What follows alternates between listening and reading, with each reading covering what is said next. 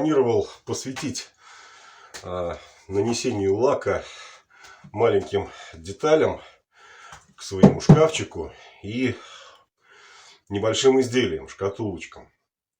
Но так получилось, что пока смотрел на этот шкафчик, вдруг обнаружил, что я забыл закрепить ушки на лакированной поверхности. Это делать не хочется, поэтому пришлось свою сегодняшнюю задачу отложить. И посвятить сегодняшний день, ну и сегодняшнее видео закреплению этих ушек. Ну а раз уж пошла пыльная работа, то заодно я этот шкафчик свой, и немножко состарю.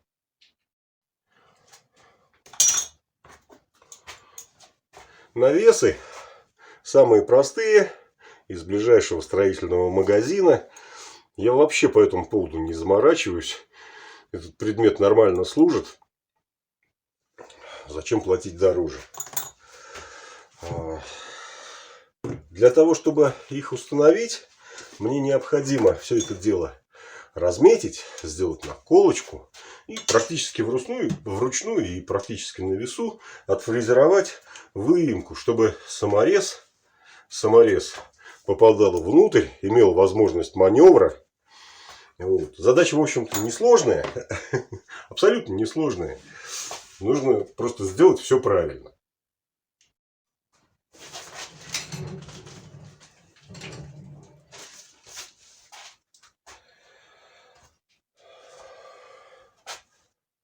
Инструментов для этого требуется немного.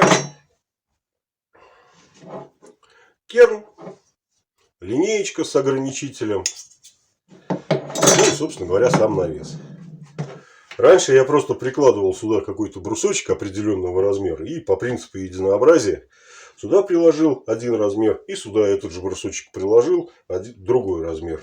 Но теперь с помощью вот такой штучки я могу выбрать этот размер, не состругивая специальную деревяшку. В данном случае 5 сантиметров.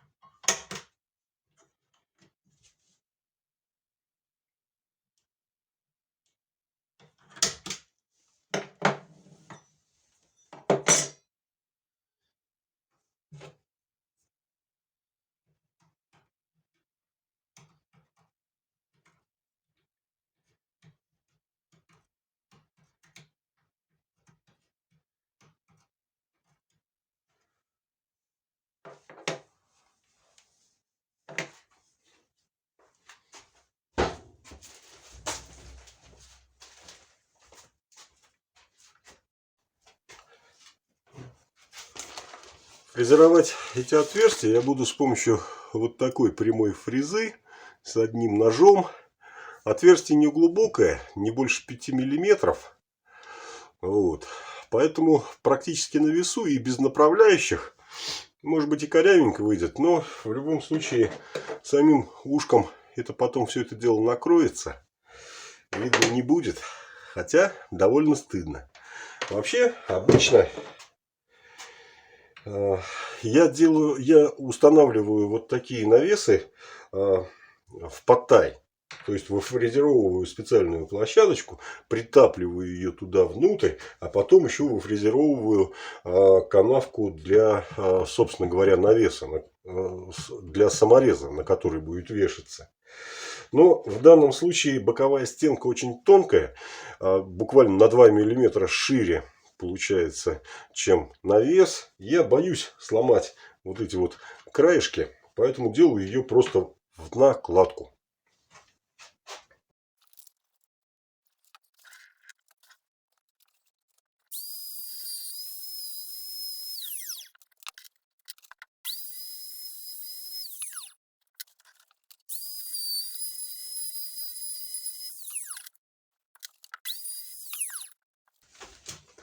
Ну, в общем-то, не больно, неаккуратно это получилось.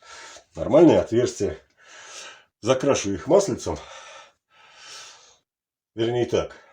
Сейчас я его, этот шкафчик, постарю, потру наждачечкой, обеспылю, мазну здесь маслицем, чтобы не просвечивало беленькое. Хотя вряд ли туда кто посмотрит. Вот. И все.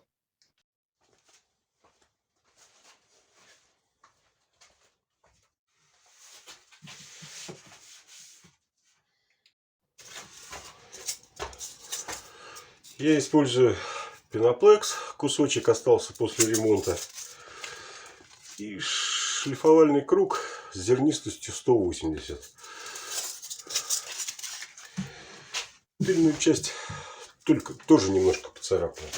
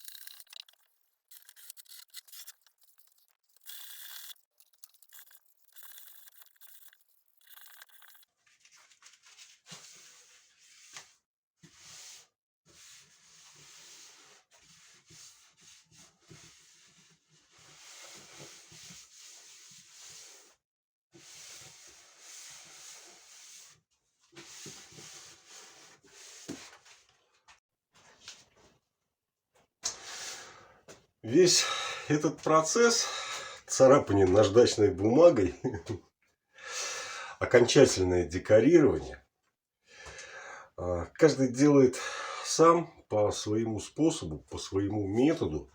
Повторить, наверное, и невозможно. Да, в общем-то, в этом и нет задачи. Вот этот эффект обнажения белого слоя, ну, мне вот почему-то показалось удачным назвать эффектом седины. Мне очень нравится состаренная мебель. Ну, на самом деле, старая мебель мне нравится еще больше, как-то вызывает уважение. Знаете, наверное, еще и на уровне духовного. Как представишь, сколько человек касалось этой старой мебели. Да, вот что-то с духовным, наверное, здесь связано. Может быть, и стоит как-то поподробнее расшифровать эту тему. Но мне кажется, эта идея имеет право на существование.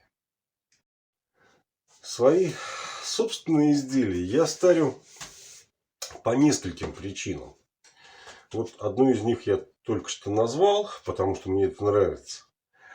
А вторая, знаете, сосна, материал, который я избрал для работы, сосна, и инструмент, которым я обладаю, так сказать, мой арсенал, не позволяют мне добиться каких-то точных, там, с десятками миллиметров размеров. Но я, в общем-то, к этому и не стремлюсь. Думаю, что в эту стилистику все прекрасно входит. Для нанесения лака изделие готово. В следующий раз я этим и займусь. Вот. Поэтому сегодня я с вами прощаюсь. До встречи. Не забудьте подписаться на мой канал. My life is tango.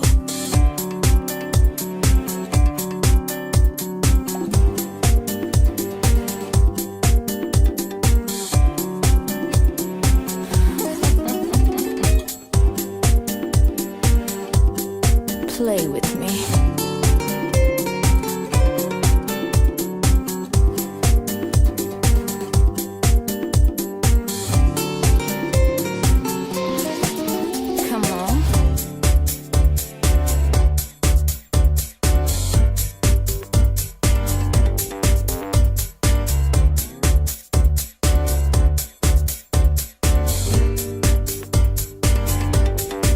Love me.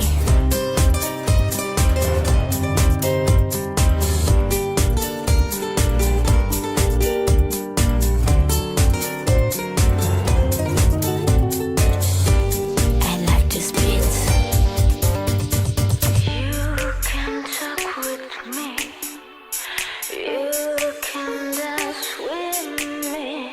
My life is like a beat. It's just